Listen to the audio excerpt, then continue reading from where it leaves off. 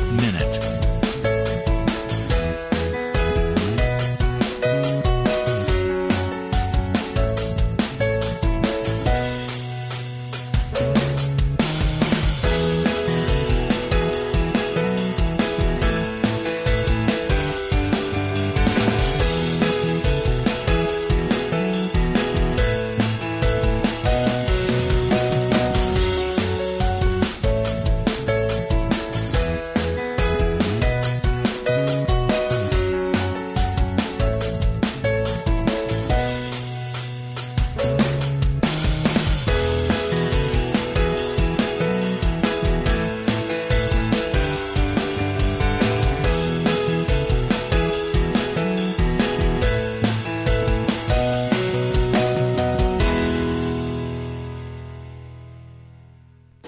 Welcome to Lynn Cullen Live at pghcitypaper.com. Email your questions and comments to Lynn at pghcitypaper.com. Hello there, hello there. Welcome. I thought I heard a door open in the back. Potter is not yet in the studio, and Jess has gone to hunt him down. And that's all I can tell you about that. As far as I know, he's been sighted in the building, so we should expect him. Well, I knew it. Hello. Hi. Sorry, I was fulfilling my other multimedia responsibilities. Okay, I know you're a busy man. It's true. What's that you put down? It's something I want to show you. Oh, are we not on yet? Yeah, we're on. My thing isn't on, I don't think. No, okay. It's something you want to show me? Well, yeah, but we can do it later. It's fine. Okay, it's not a Sorry. big deal? Okay. Well.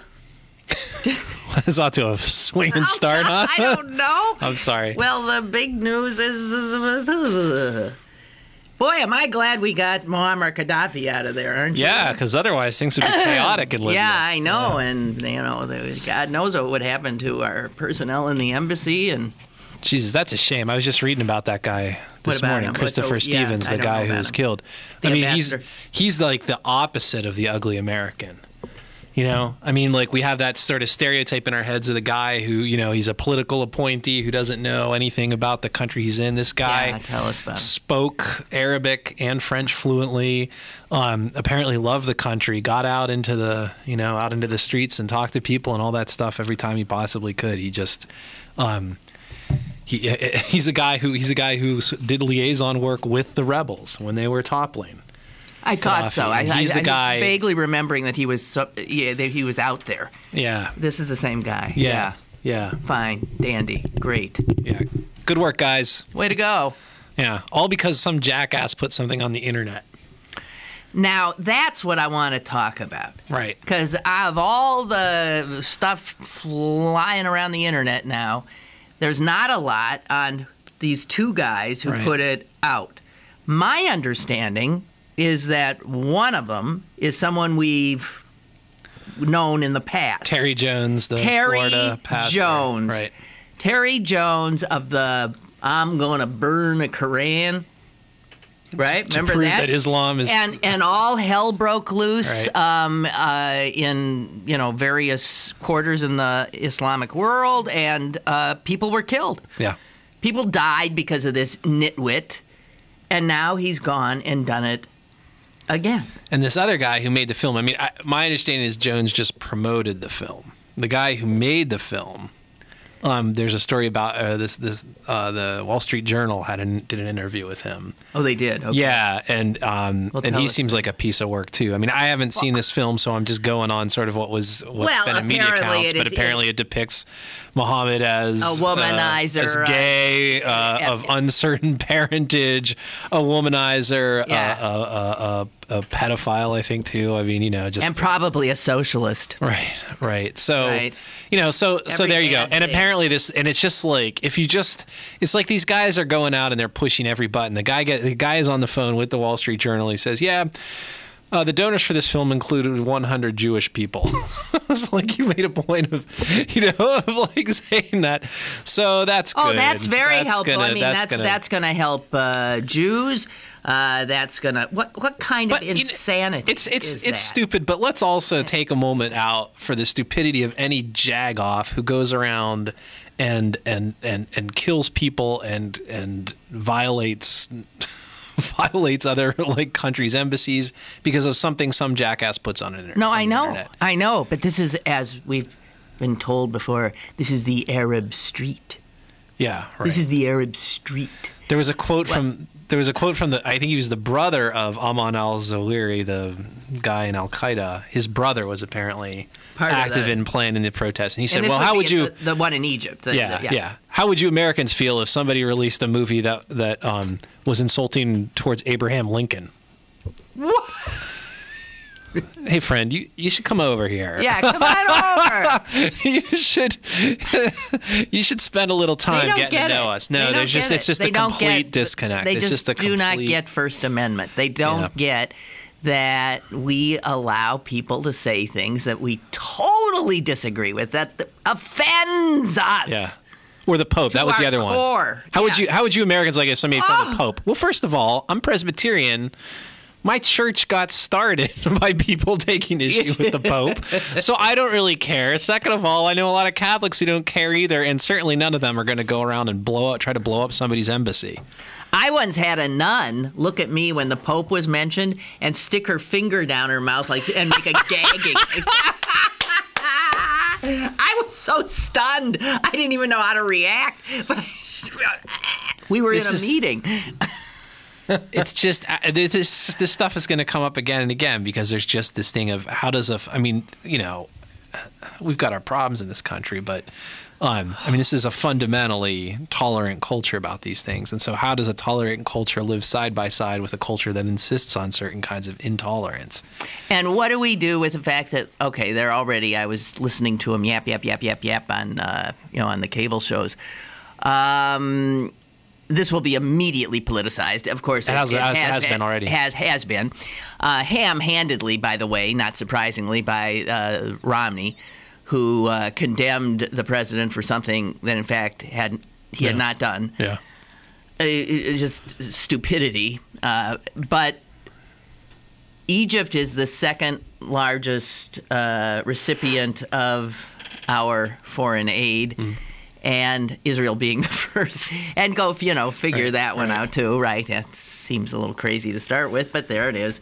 And Egypt is ostensibly an ally of ours, which is what we get. We get their alliance for giving them gazillions of dollars. Well, now we have this new... Morsi, new head, new president, and he is of the Muslim Brotherhood, who were probably the people that were scaling the walls outside the embassy. Well, and he, as far as I know, has not said much of anything. No, he has not condemned the attack. I think the legislative body might have said something, but I don't think he himself has at all. Or maybe that was in the so just wait until the Republicans in Congress start up about, and this will all be in an effort to make Barack Obama look weak, weak and hapless. An appeaser. And you gotta wonder. So here's the big Mitt Romney thing was, I'm shocked that the president didn't come out and condemn the violence, which A, isn't true, but B, what were you gonna do? What were you gonna do? Condemn it harder? Bomb something just for kicks? The guy's, he's got no moral center. This is funny, too. A totally separate thing, but it shows the perils of this kind of conversation. Putin was quoted yesterday saying that he was glad for Mitt Romney's remarks because Romney had said that the former Soviet Union was our number one enemy in the world. And Putin said he was glad to hear that he said that because it proved that Russia's hardline position on nuclear weapons was the right one, because even if Obama could lose, and even if he won, he now knew that there was a significant party in the American political establishment that saw Russia still as an enemy. So essentially Romney's hardline stance has only emboldened the very guy who Romney says should be our enemy. So that's what you get when you do hardline conversation for purely political gain, is you basically empower the very people it is you you ostensibly oppose. Yeah. Well, I hate to say it. Are we getting audio only feed issue? I'm hearing. It's okay, fixed. It's fixed. Great. Okay. Thank you, Chuck. Yeah, people couldn't hear me for the first minute of the show. Oh, my God. Also, they couldn't see me. There was a video problem as well. I had a thought, and then I thought, well, leave it alone. But I was thinking about how the Romney camp and Republicans in general have to be thrilled that this has happened. Yeah, probably. Yeah. You know it, because they're desperate. And they will take this thing and try to ratchet it up. They will use it as a cudgel.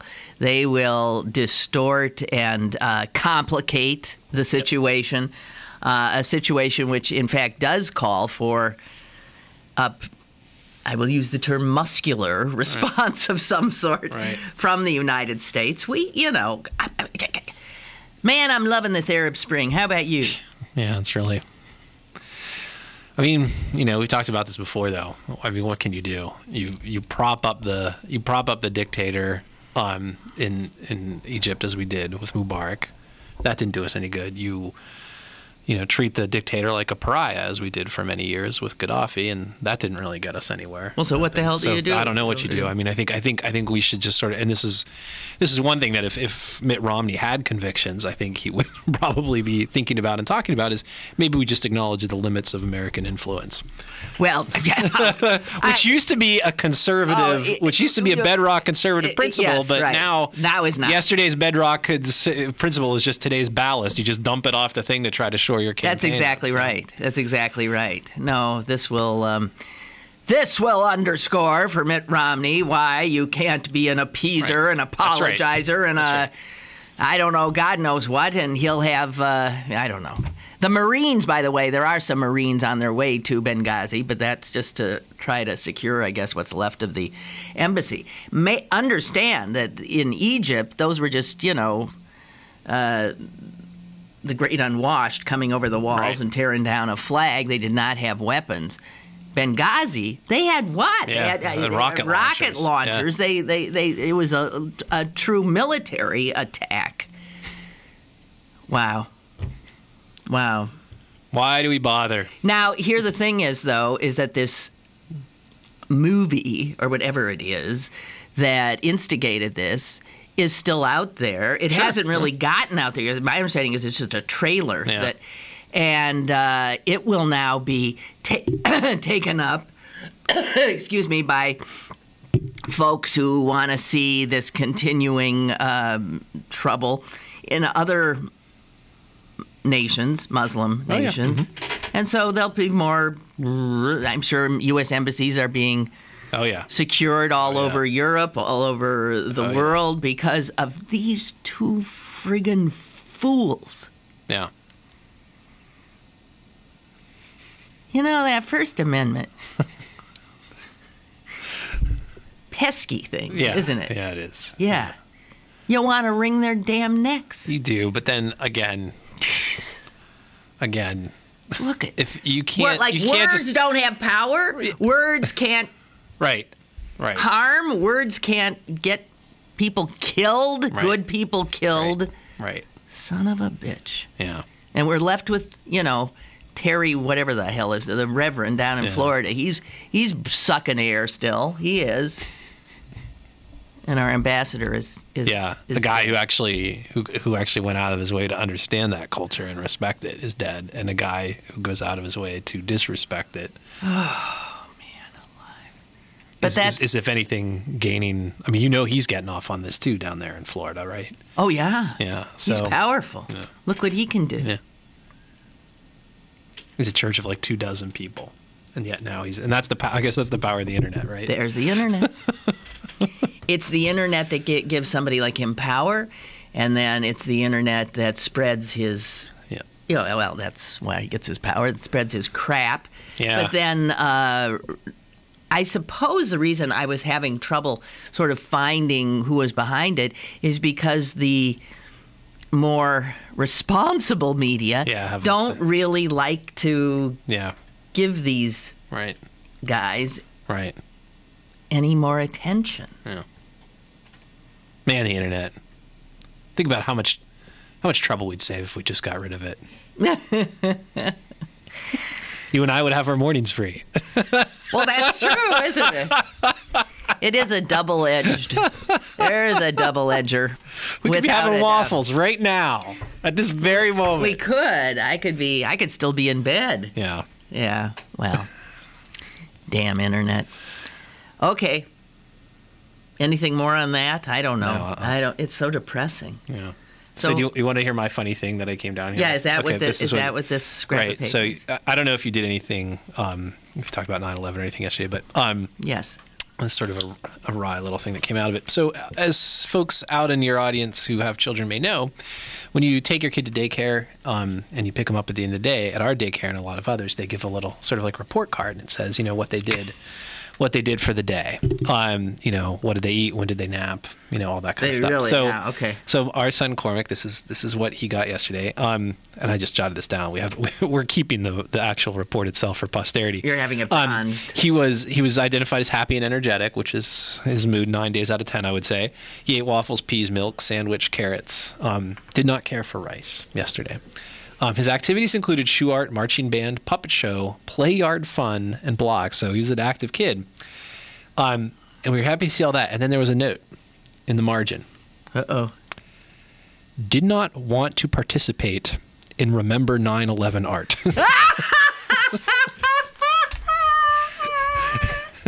And Melanie brought it home. And I was like, it's Daddy's little dissenter. I mean, he's 16 months old. Did not want to participate in November 9/11. He doesn't even know what 9/11 is. Exactly. Yeah.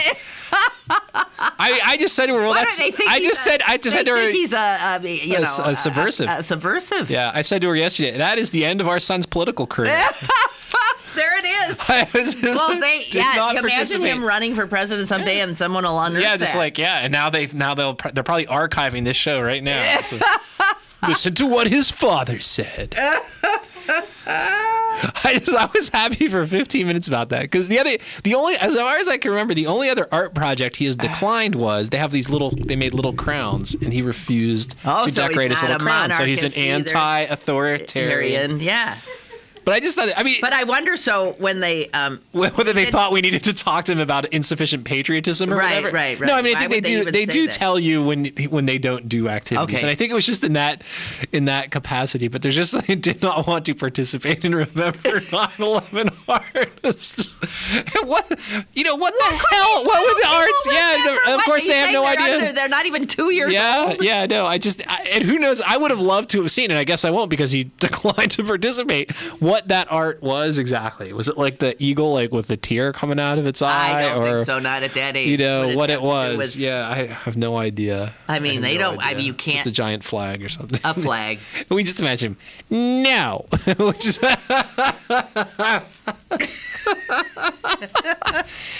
No.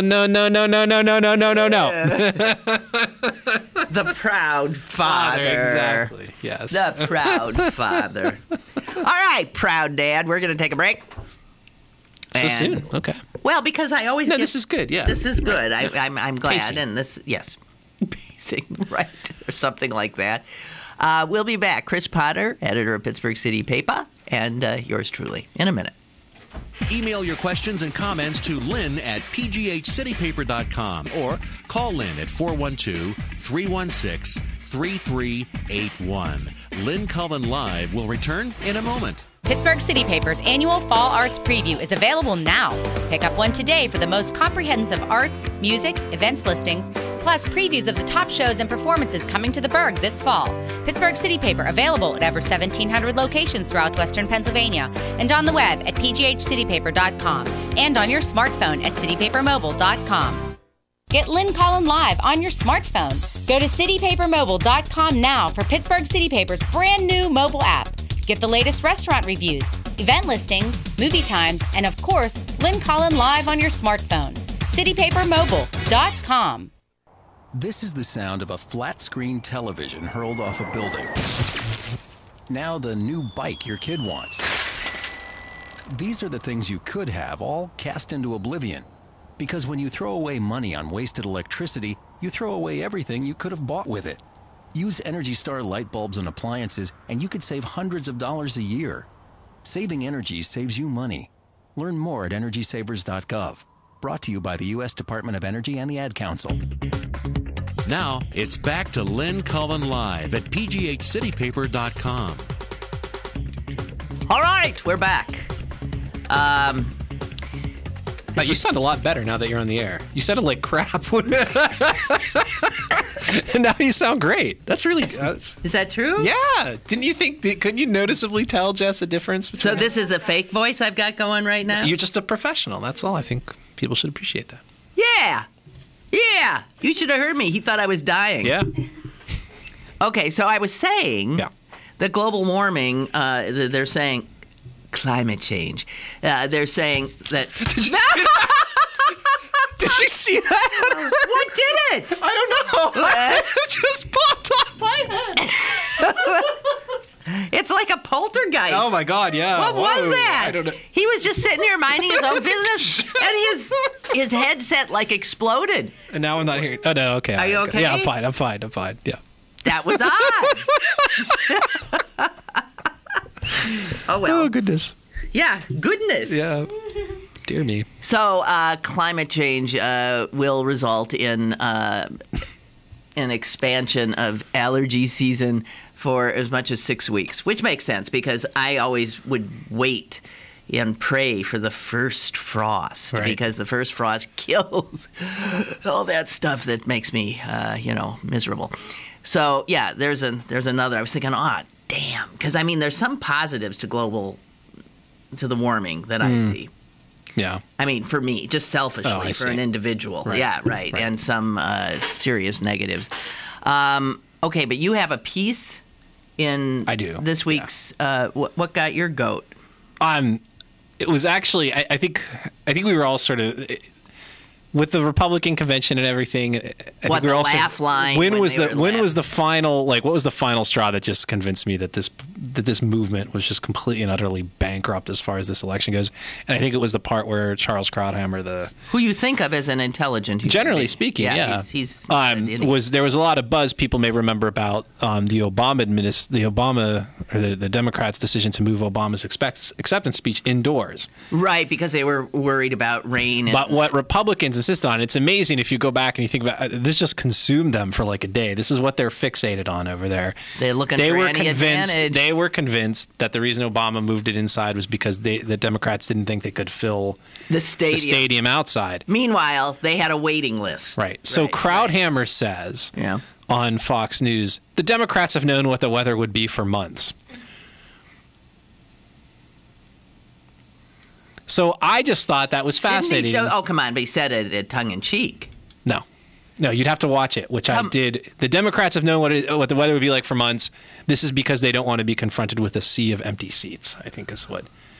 So I just thought that was fascinating in that apparently Republicans do believe you can have scientific knowledge about weather patterns well in advance, at least if you're a Democrat planning a speech, but they don't recognize that scientists could figure out what weather might be in the years and months to come, because the Republican Party, and this I was kind of shocked by this when I looked into it, if you compare even the 2008 platform to the 2012 platform. The 2008 platform says... Almost sounds sane. Global climate change is a real thing. We can't be sure, what all the effects are going to be, but common sense dictates we take steps to minimize our impact on the environment.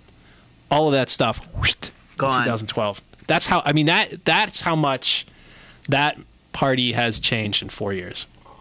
And so I just wrote about that. And in fact, Democrats, I don't want to let anybody off the hook here. I mean, Barack Obama's acceptance speech mentioned climate change in 2 sentences, and then he just moved on to something else. The Democratic platform is also softened somewhat, but at least they still recognize it as a serious threat.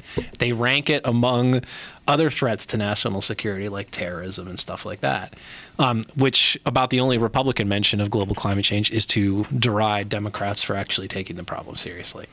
So, I mean, it's a kind of a sad state of affairs that, here we have, and this is, let's remember, this is the summer in which The United States has faced drought conditions more extensive than even in the Dust Bowl. Wildfires, all of that stuff. And this is a story that people haven't really paid much attention to. The Mississippi River's run dry. Yeah, exactly. Just about. Yeah. I mean, they've got boats. Commerce and they've got boats that they're just stuck there. They're dredging constantly, trying to make a path for all these barges and other ships to get down the river. No, it's obviously... And the Arctic Sea, the ice in the Arctic Sea has now shrunk by more than has ever been recorded for, and that was with like 2 or 3 weeks before the end of the season, typically speaking. Right. So in other words, what we're seeing on just a massive scale, both in our own backyards, literally, is first of all everything that these scientists predicted. Everything they say. Yeah. And yet, as that's happening, we have 2 political conventions that can bring themselves almost to not even mention it. One just denies it outright. It's astounding. I mean, it's just astounding to me.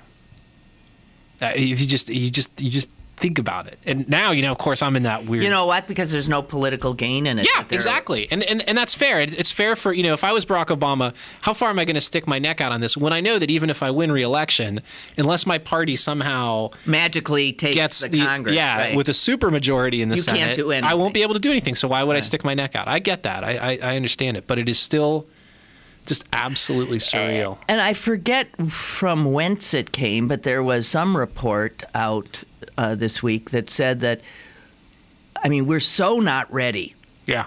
The coastal areas are so not ready. And they mentioned New York City. Oh, yeah. Which is very vulnerable, obviously, but also which has a mayor who does believe in it, who has been trying to deal with it. He's got all kinds of green stuff going, hopefully to do this and ameliorate that. But the report said, hey, you need like these huge seawalls to be built that can be closed, that can like a barricade when a big storm happens, or you're going to lose the subway. Right. They're digging a new subway right now. Yeah. Billions and billions of dollars. What are people thinking? They're not. Look at this way. The Democratic Convention was held in a state that earlier this year said, when we look at our shorelines and what the future for shorelines is over 10, 15, 20 years, you are not allowed to take into account what sea level rise might be. No, I think that was Virginia. Warming. No, I think it was North Carolina. I'm fairly sure it was North Carolina. You want to bet on that? I'll bet you 10,000. That's what Mitt Romney would say. I'll bet you 10,000. We'll take a look. Pennies. Jess, go. What do you want me to look up? How we do this? Say North Carolina. What state Senate? Virginia. I think it's North Virginia's Senate does not allow term what? Global warming? I don't know. We'll figure it out. Maybe somebody out there in the world can email us and let us know. You think it was North Carolina? North Carolina, yeah. All right. Wait. Anyway. Jess, it doesn't matter. You know what? It doesn't matter. Yeah. It's one of those states that is just, whistling past the graveyard. Yeah. I believe. Yeah, and think it's just and then of course Florida is another great example. There's a state that will be. Well, look what just happened in Louisiana. Yeah. And yet they did all that stuff they built around like New Orleans. That did work. Yeah. See, but then it flooded all that. That means that all these other places had much worse flooding than they did with Katrina. Yeah, because that was the whole, you shunted the water. You gotta put that water. Somewhere. We gotta go somewhere. Yeah. Isn't it something? But we're just classic. We were warned that there were terrorists out to get us, and we did nothing. We were warned that this is happening. We do nothing.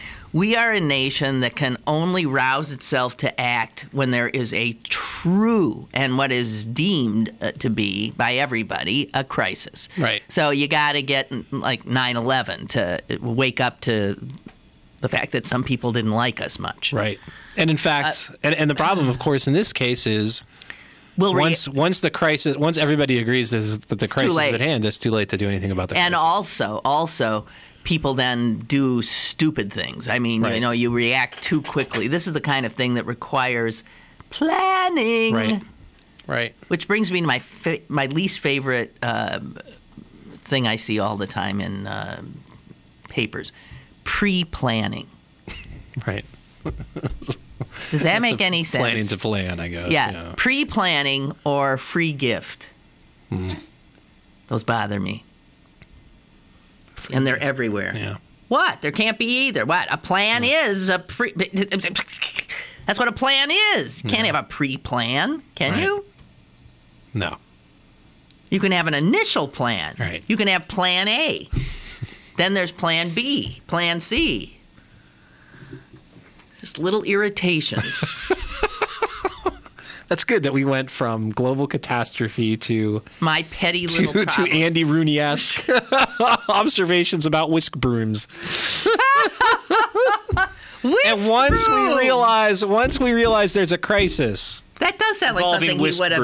Did he do a whole thing on whisk brooms? He probably did. I don't know. That sounds great because. Yeah, it does sound like. Do you have a whisk broom?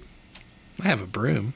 You have whisk broom. You know what that is? Not with like the straw and all that. No, it's a little broom. Yeah. Do you know what a whisk broom? No, just brooms as far as I know. Yeah, it's a little like a little handheld the little thing. one that they use. No, we don't have those. Like I think. What did they use those for? To get the original lint roller. Lint roller. I think it was the original lint roller. You would use them to, That sounds exactly what Andy Rooney would have done a thing on. And see, you didn't even know what it was. Yeah, he probably did do a thing on it, and it's just stuck in my head ever since. Whisk broom. From the time I was 9 years old, because I used to watch 60 Minutes when I was 9. Yeah. Yeah. About right. Yeah.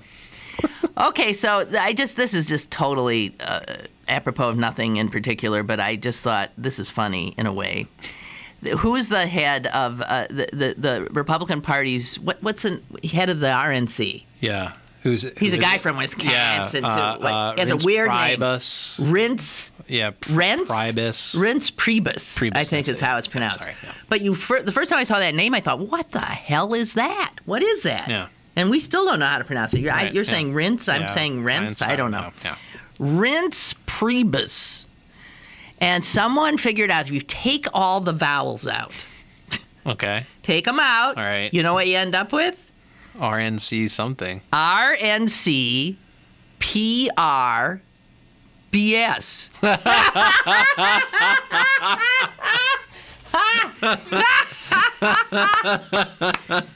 Was there ever a more the role he was name? born to play? That's it. RNCPRBS. Isn't that good? Yeah, it is good actually. Well, we thank Jake McIntyre for that. Yeah, that's not bad. He tweeted that. He says the GOP's chief spokeshole. Spokeshole. Spokeshole. Take those vowels out. RNC. PRBS. That's it. You see Rahm Emanuel's now taking over fundraising for the Obama campaigns. Yeah, and such things. And I think he comes in and he puts a gun to someone's temple and says, "Hey, asshole, give me some money." Yeah. Okay, we could talk about the teachers there with Rahm. We could. I'm not so schooled on it. Okay, very good choice of phrase. Oh yeah, there. I didn't even mean that. Yeah, you didn't mean it, but this was an unintended. I didn't know there'd be a test today. An unintended pun. Well, I have to tell you that I just I thought, so this is really going to become an issue, so I'll pay a little more attention. And so I checked it out today. I read a pretty big piece, and then I saw some editorials on it. And I was a little shocked to find that editorially, the New York Times just went after the teachers like, whoa. So did USA Today. Mm-hmm. Now, both those papers could be expected to side with the teachers union. Right. So that raised a whole bunch of little red flags in my head. Anyway, but I did look at it, and unless, somebody's got to help me with the other side, this looks like you would side with... With Rahm? Really? Yeah. On what basis? Well, Okay. I mean, you've got this, I think, second largest public school in a city that's struggling financially. Yeah. He's offered them 16% pay hike over 4 years. So about 4% a year then. Okay. I'm saying that's generous. Okay. Given what? The rate of inflation? Given anything? Given what most people get now. But again, I'm not an expert, but isn't part of the plan also to extend the school day considerably as well? He did that by fiat. Yeah. He did it by fiat, which So wait, pissed so if them you're off. asking more, and I don't know, again, I don't know the particulars, but if you're asking people to work longer hours and stuff like that, it's not... Chicago teachers already had one of the shortest school days ever. I'm not disagreeing with that. I'm just saying, here's what, and the other thing, they're pretty well paid. They there's nothing. You can't figure out why would they walk, and the big walk issue is a change in the way teachers would be evaluated. Now all teachers are evaluated. This ups the percentage in the evaluation given to student performance. It's not the whole thing. Right, okay. It's just brings it up to something like 40% instead of 30%, whatever. So this is the other huge issue. That's the huge issue. And because they had to close down a bunch of schools, the teachers want any teacher who was laid off as a result of those school closings to be the first ones back if there's any positions opening anywhere in the system, and he wants those to be filled by principals knowing exactly what they want and to go to whatever. I mean, I don't know, whatever. Anyway, so there's no huge issue that I see, really. And what the Times said, I think, and others have mentioned, and I don't know. Well, look at this. You got it all highlighted. So you came wanting to talk about this. I didn't even know. Okay, good. Yeah. And it's headline, Chicago Teachers' Folly. The strike hurts students and damages the union's credibility. Now, they don't go gunning for unions. Yeah, typically, right. Okay. And they say they really think what's going on here. And you know what? I bet they're right. This is just two big, tough, always want to be in charge personalities refusing to budge. This is Rahm Emanuel versus this Karen Lewis, who is the teachers union president, who has said some pretty heavy-duty things that are like you're thinking, what are you talking about? She sounds like, she says, the only way you deal with a bully is you stand up to him, and we're not, and she's ready to go to town. Anyway, he angered the union by bypassing the collective bargaining process with a new policy that lengthened one of the shortest school days in the nation. The teachers are relatively well paid, average salary of $75,000 to $76,000 a year, comparable to New York City teachers who have a much higher standard of living in New York than in Chicago.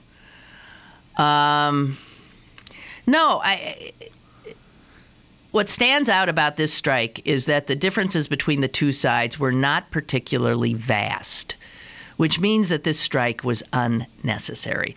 Moreover, Ms. Lewis, who seems to be basking in the power of having shut down the school system, seems more inclined toward damaging the mayor politically than in getting this matter resolved. If the strike goes on for much longer, the union could pay a dear price in terms of public opinion. That's the New York Times. Who knows? I'm just telling you. Yeah. It ain't playing well in places that you would think it might. Yeah, I mean, I think all that really matters is how it's playing in Chicago, of course, in a way. Well, at some point, the teachers voted to go on strike, right? So there was actually a vote at some place. Do you know, like, was it a wide margin? Okay, because that would be good to know, I guess. I don't know. I mean, setting up standards is tough. I mean, everybody agrees that they should exist, but it's really hard to get them right. So I guess to really have a strong feeling about this, they have to know something about it and be understand too whether these are valid. These are valid metrics and look into it because this might be going on for a while. But and it has come to Pittsburgh. Every day that it goes on, what are there? 350,000 kids. A lot of parents looking for daycare. And these are in a lot of poor. Yep. There's a lot of poor kids in that Chicago public district, and parents who don't have the wherewithal to. What are they going to do? They are really. That's throwing a huge wrench in the lives of these children. Right. I don't know. I don't know what to tell you. Yeah, and I think probably also what you're seeing as well with this, with some of this responses. There has been a fairly well-coordinated campaign to really sort of put the onus for these problems on teachers. You've got movies like Waiting for Superman. You've got that Michelle Rhee from Washington. This isn't happening in a vacuum. Well, everybody's always looking for a scapegoat. Right, exactly. No, there's plenty of blame to go around for why Johnny can't read or whatever. Right. There's plenty of blame. And it ain't all the teachers, and it ain't all the parents, and it's not just the state, and it's not. We're all in this one together. Fact is there's these bigger urban school districts are struggling. Yeah, this one too. Obviously, we just saw the. And I think it must have more to do with poverty than just about anything else. Oh yeah. Yeah. Oh yeah. I remember when my kid went to grade school, and he went to a city school here, and it was a good mix socioeconomically. There, kids from Homewood, kids from Point Breeze, and I was a total newbie. I didn't know what went on being a parent of a kid in school, and I was really stunned at how much I, as a parent, was expected to somehow be involved in his education, in cahoots with the teachers. Right. Something that I did not recognize as something that had happened in my childhood. Right. And I got educated, and my parents cared, but they never said boo about my homework, about anything. Really? It was just done. Yeah. You just did it. And your parents sure as hell didn't do it. I never remember one of my parents doing anything with my homework. And I believe that's the right way to do it. So I was blown away because I just started being like my parents. Oh, that's nice. And what are you supposed to, okay, blah, blah, blah. I'm paying Get your mama a drink. Yeah, right. I'm paying no attention at all. Right. And I became aware sort of, through the fog of my, my reality, that like these other parents are hyperventilating all the time and are like, and did you, and Mr. So-and-so did that, and blah, blah, blah, blah, blah.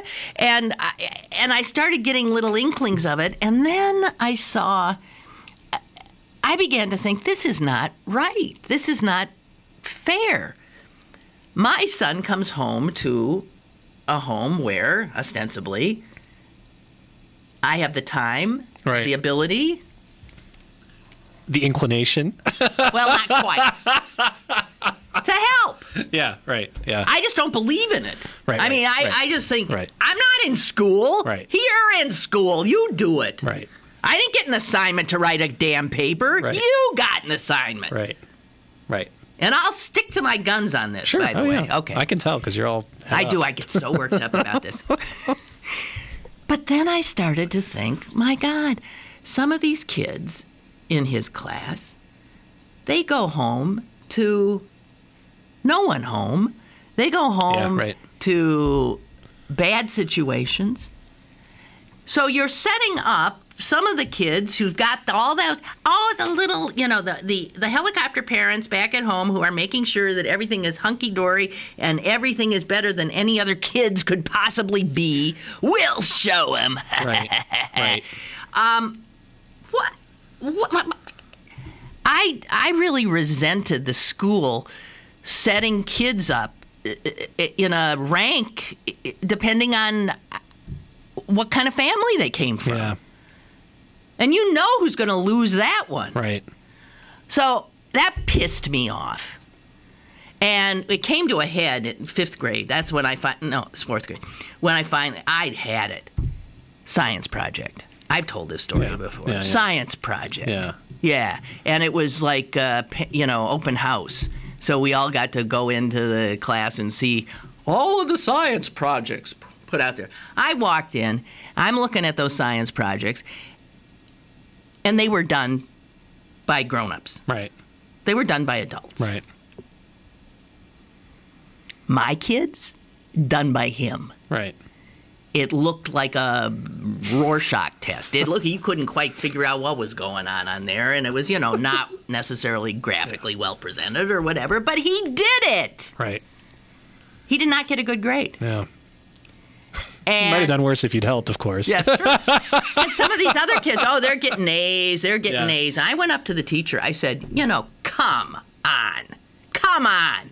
Who you grading here? Well, that's just the way it is. Well, I'm thinking, that's just the way it is? Well, if I were the teacher, it's not the way it is. Here's what a teacher can do. Right. Hey, kids, if I suspect that your homework, that your book report, that your science project was done in any way, shape, or form by your mom or your dad or your older sister, flunking you. So you call my kid a liar? Like, that's what you're going to get. Well, I don't know. I stuck to my guns all the way through. So far, my kid he's okay. He's turned out fine. He turned out fine, but he did the work himself. Didn't always get the greatest grades, but these. But if you're a teacher, we're building a nation of. But you're asking a teacher wimps. But you're asking a teacher to then what to do their job? No, not necessarily. Because how can you be sure as a teacher? You have your suspicions. But at the end of the day, you know at the end of the day that there are going to be parents coming down, and the parent who's the most likely to be helping out, that you're most likely to be suspicious of, is also the parent most likely to read you the riot act, go to the principal, go through all of this stuff. And all you really have is the basis of a suspicion. Now, I might totally agree with you or whatever there, but I can also understand why a teacher might just say, you know what? And I think then you have to go back to, why don't more parents have the attitude that you have? And I have a theory about this, which is as society as a whole has started to pull back the economic supports, the governmental supports that we've had for the past 50 or 60 years, it becomes more and more conditioned on the parents to make all the right choices, to make sure their kid does everything right, because there's less and less safety net. I sort of came to this as a result of this breastfeeding experience we had in this column I wrote a few weeks ago. If you want to make people breastfeed, for example, if you want women to breastfeed more often, you give them longer paid leave from work so they can do it for longer. We don't do that in this country. What we do is we give them a couple months if they can afford to go without pay. Then we throw them back into the workplace. And in the meantime, we tell them over and over again how they should breastfeed. The parent takes it on themselves. All these parents take it on themselves because they feel like for their kid to have a chance, they have to have the absolutely optimal childhood experience, because otherwise they're screwed. And that's the lesson the culture sends. That's the lesson the culture sends to a certain upper middle class and middle class. That is a running scared way of viewing. Sure, but people run scared. That's what they do. I don't really think that's where it's coming from. I think at a certain level, at a certain upper middle class level of aspiration, I think that's a big part of it. Well, let's just say it's the upper middle class that's behind this race. Yeah, that's what I'm saying. My kid's better than your kid. My kid. Yeah. The parents say, and where's Sam's going to school? Right. And, I say, because I've never mentioned here what school he's in, because I mentioned, no, Burm's got a great program. And you should see the look on their face. Oh, that's good. Oh, it's like I just said, it's like I said, he's doing 5 to 20 at Leavenworth. It's like, oh, they don't know what to say. Oh, my God. She must be so I'm sorry for your loss. I really am. It's not an Ivy League school now, is it? Gee whiz. I'm not even, and you see that. And I just want to punch their lights out. That's what you get for living in the East End, baby. What do you mean? I used to live in the East End, too. I used to live in the East End, too. It's the same thing. It's true. Yeah, it's the same thing. Yeah. And they're little, oh, God. And you know what? My kid's going to end up cleaning their kid's clocks. You know why? Because he's been learning throughout his life to be independent. Oh, I thought you were going to say he was studying clock cleaning. That wouldn't be a bad idea. Actually, yeah. Yeah, right. A skill. Learning to be independent, making his own mistakes, letting him fail. This is what this mother did. These parents who don't let their kids fail, who are always interceding, you are fucking them up. Why don't you understand that? You idiots. You know what? And it's a very selfish way of parenting. Sure it is. It's because it's all about you then, isn't it? So that you can say, oh, yes, well, Johnny's going to Brown. Right. He turned down Princeton, but, he was, whatever, this kind of thing. It's all about you. That's right. Hmm? My kid's an honor student.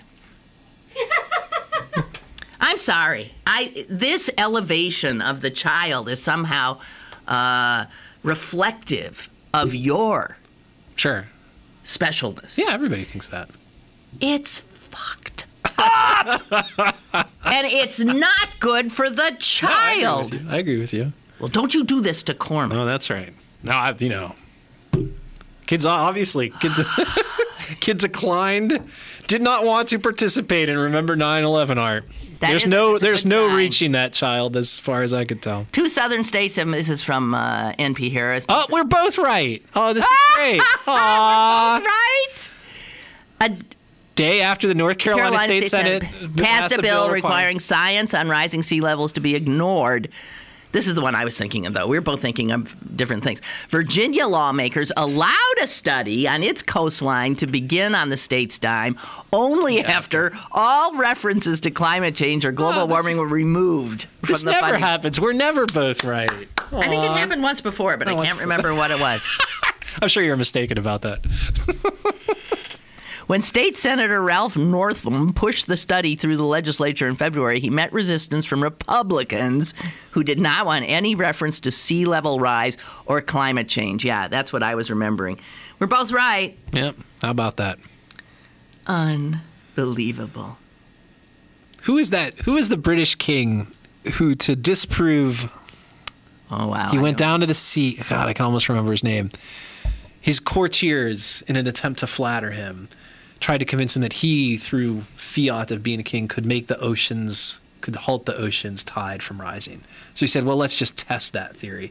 So he had his bearers carry him down to the ocean, put his throne in where the tide would rise up, and then said, oceans do not rise. And then, of course, it came up and it soaked his robes or whatever. And he was basically trying to prove to them that there were limits to even the so power he of was kings. not surprised. He was the one smart. He was enlightened. Yes. Who was that? He was surrounded by I'm blanking on the name, but I'll remember. I'll remember after we. Sort of. I would say 10th century. Okay. One of the Anglo-Saxon kings, I think. Okay. It'll come to me after this. This is a break, maybe. Okay. I want you to ferret around in your gray matter for all the Anglo-Saxon kings you know, and we'll take a break. More is on the way with Lynn Cullen Live. The future of the plastic surgery world is all about non-invasive procedures. Leading the way into the future is the Sewickley Med Spa. Do you suffer from turkey neck, droopy belly, sagging skin, or wrinkles? Well, it's time to say goodbye to these problems. Sewickley Med Spa has a new revolutionary pain-free procedure that plumps up collagen fibers to get rid of droopy, flabby skin. Call 412-259-8628 for a free consultation to see if you qualify as a candidate for this new age-reversing procedure. You'll experience immediate results after just one treatment. This procedure has been seen on news reports and in cosmetic magazines. A European secret is now at Sewickley Med Spa. Spa, the first and only credited location in the Pittsburgh area. Again, for your free consultation, call 412-259-8628. Look and feel your best by taking advantage of this clinically proven non-invasive pain-free procedure. Sewickley Med Spa, Broad Street in Sewickley.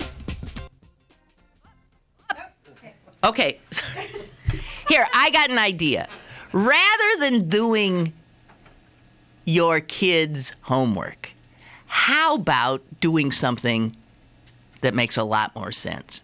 How about learning how to teach someone else's kid how to read? That would be doing the right thing. Your kid can do his or her homework just fine and dandy. There are people desperately wanting to learn how to read, and they require one-on-one tutoring. They go to the Greater Pittsburgh Literacy Council and say, please help me. And the Literacy Council says, of course, but I'm afraid we're going to have to put you on a waiting list. Why? Because there's too many people doing their kids' homework instead of volunteering to teach someone who really needs their help. Think about it. Think of your priorities. Think of the differences you can really make.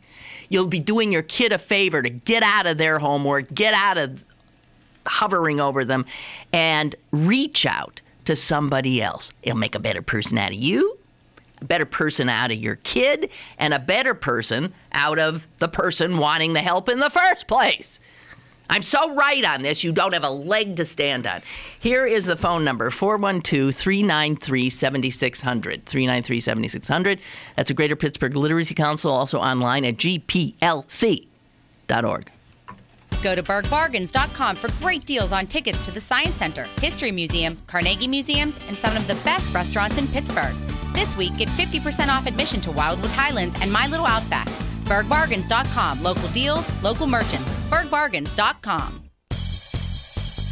Have a question or an opinion? Call Lynn Cullen at 412-316-3381 or email lynn at pghcitypaper.com. Now, more with Lynn Cullen Live. All right, I'll try to behave. Jeez. I'll try to be nicer. Way to use that spot to continue riding that hobby horse. Though. Hey. Okay. You think you've come up with a name?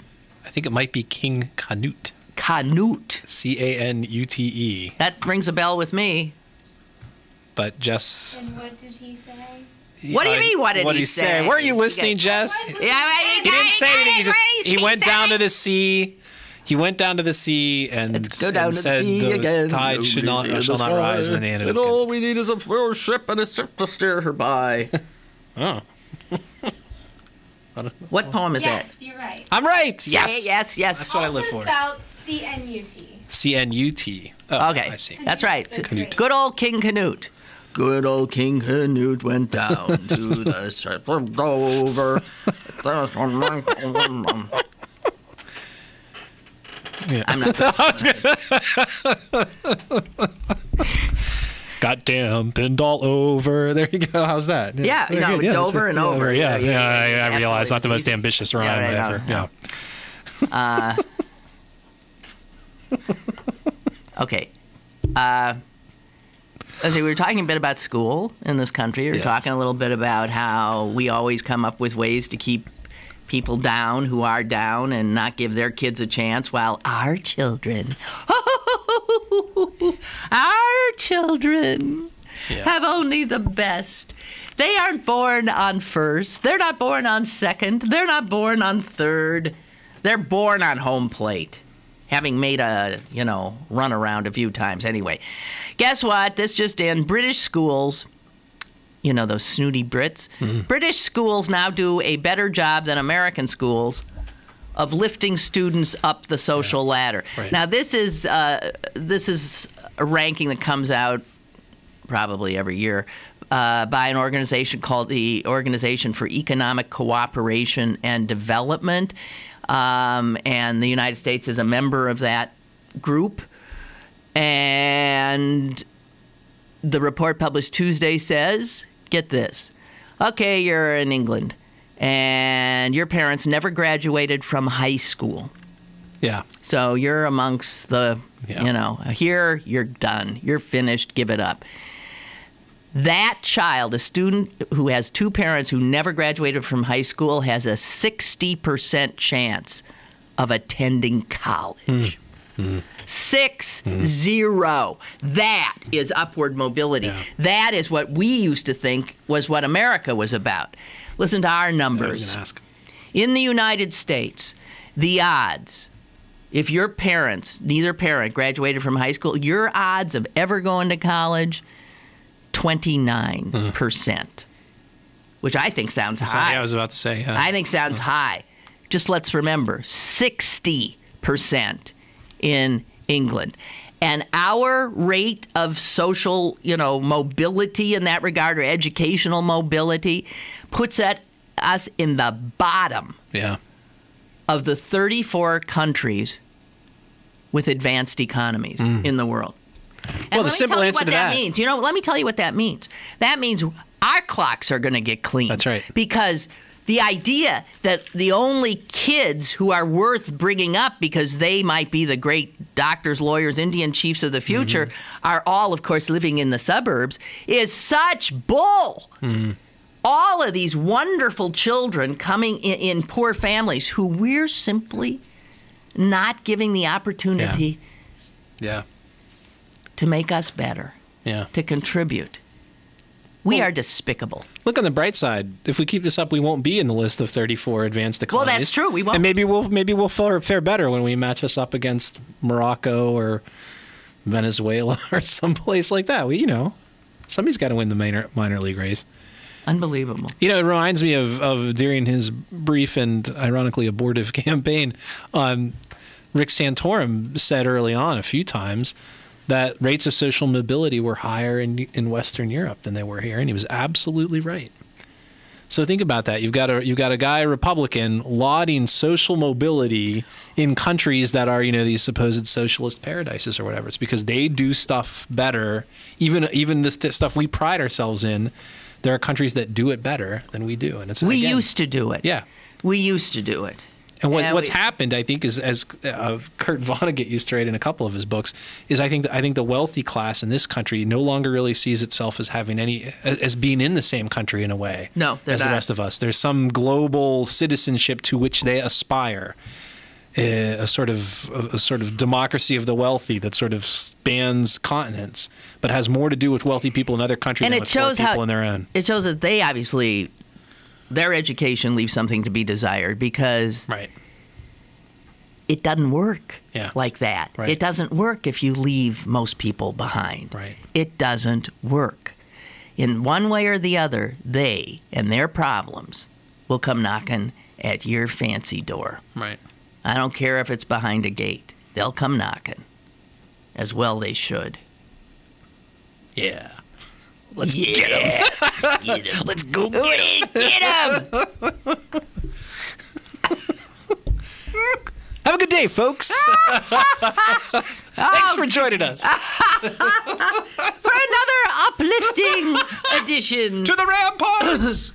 Aux armes, citoyens. Very good. Formez vos bataillons.